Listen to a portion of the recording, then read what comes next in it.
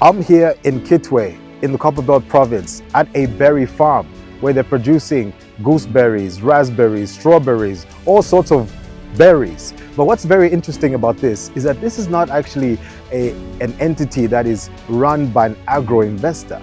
Agro-investment is certainly part of what they do, but it's not even primarily the goal. This is part of an NGO called Lifesong. Now, Lifesong is an organization that has today blown my mind. I'm so impressed with what I've seen, courtesy of their head, Delis Delic, who's really taken time to show us around to get a sense of really the impact, the social impact that's being created as a result of their initiative. They have a ministry. It's an NGO that essentially has schooling, that has shelter, that has provision of food, that has investments, all to take care of the well-being of children, child welfare, from the youngest all the way up to getting to a point of university. I mean, you've got 2,000 young people, students, and so on, and pupils and children who are really being impacted, who benefit from this organization. And these people essentially that they cater to are orphans. Many are vulnerable, coming from vulnerable situations, homes where there is very little or no capacity for them to be provided for. This is why the shelter is provided. They provide 1 million meals on an annual basis to the young people that are part of their care. Of course, the education, which is of a quality nature, and of course the jobs that they create. And everything that they do from an enterprise perspective goes back into the cycle to support the schools and all the other social impact that benefits the children. And it's all for free for those who are part of this. And again, I'm beyond impressed, and it has really inspired me not only to continue to participate in elements of social impact, but really to encourage you out there. This is why we share these clips with you, so that you get to understand what people do within our country to make a difference. And here in the Copperbelt province, Lifesong has been a blessing.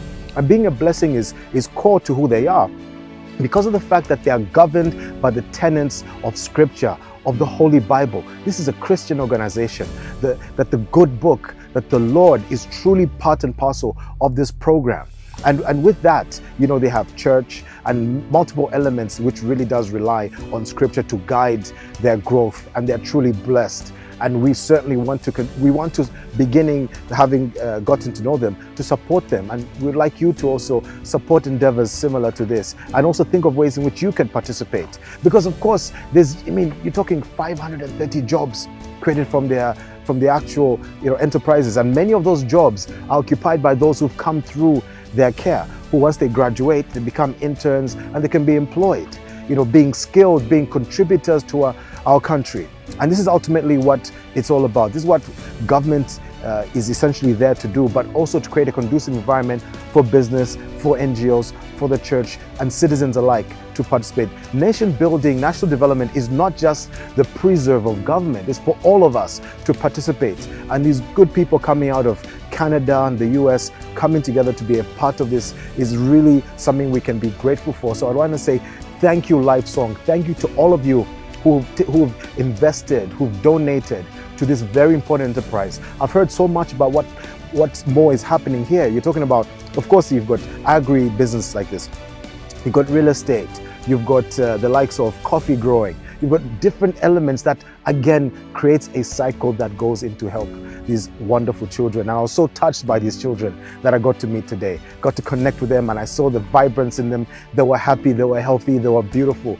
And we assured them that the future not only is bright for them, but we're preparing a future that they will essentially take on so they could be leaders of tomorrow.